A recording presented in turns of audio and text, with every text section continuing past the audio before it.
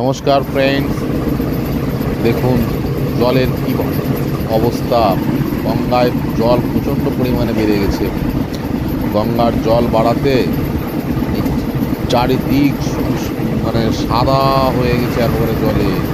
আর এতে হয়তো দেখতে প্রাকৃতিক সৌন্দর্যটা খুবই সুন্দর লাগছে, কিন্তু যারা এই নদীর ধারে বসবাস করে তাদের জীবনযাত্রা খুবই খারাপ অবস্থা। দেখলে আপনারা বুঝতে পারবেন। তাদের সংগ্রামী জীবনকে আমি সেলুট জানাই। এই জল যখন হয়ে যায় চতুর্দিকে জল হয়ে গেলে এই নদীর ধারে বা নিচু জায়গায় যারা বসবাস করে মানুষের বেঁচে থাকায় দুষ্কর হয়ে ওঠে। সব কিছুতে প্রবলেম, শারীরিক সমস্যা দেখা যায়, পোকামাকড়ের উপদ্রব, সব দিক থেকে সমস্যার মুখোমুখি হতে হয়। ঘর দুয়ার ভেঙে চলে যায়, নদীর গর্ভে চলে যায়, সমস্ত কিছু ভেঙে চলে কী যে এক হাহাকার অবস্থা তৈরি হয়। তো আমাদের এই গঙ্গার জল অনেক বেড়ে গেছে, তা আপনাদের সামনে একটু তুলে ধরলাম, দেখালাম। দেখুন ওই ছোটো ছোটো ঘরগুলো, সব সাধারণ মানুষ বসবাস করে এখানে। তাদের যে কী অবস্থা, গরু ছাগল নিয়ে বিভিন্ন রকম প্রবলেমের মধ্যে তারা পড়ে থাকে। এই বাড়িগুলো জলের তলে দেখুন ডুবো ডুবো অবস্থা।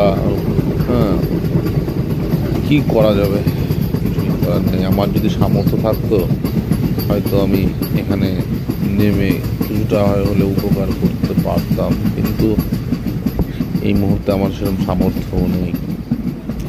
তো ভগবানের কাছে প্রার্থনা করি শুধু ওনাদের জন্য দ্রুত এই সমস্যার থেকে মুক্তি করে দেয় ঈশ্বর। আর কিছুই বলার নেই, কি বলবো। দেখুন জল আর জল চতুর্দিকে। এখন আমরা স্টেশনে ঢুকে যাব। এই স্টেশন হচ্ছে ঝাড়খণ্ডের, এটা ঝাড়খণ্ড এলাকায় পড়ে, ঝাড়খণ্ডের মহারাজপুর স্টেশন এই চত্বর এটা।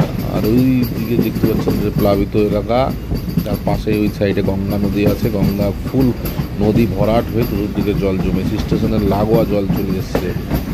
এটাই দেখালাম আপনাদেরকে। সবাই ভালো থাকবেন, সুস্থ থাকবেন। আর যদি কেউ পারেন এরকম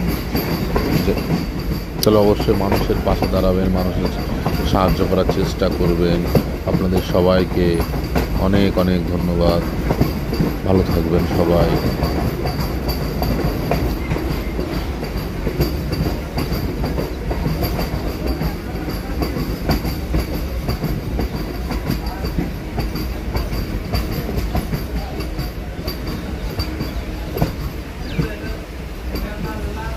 দাদা চা খাবেন?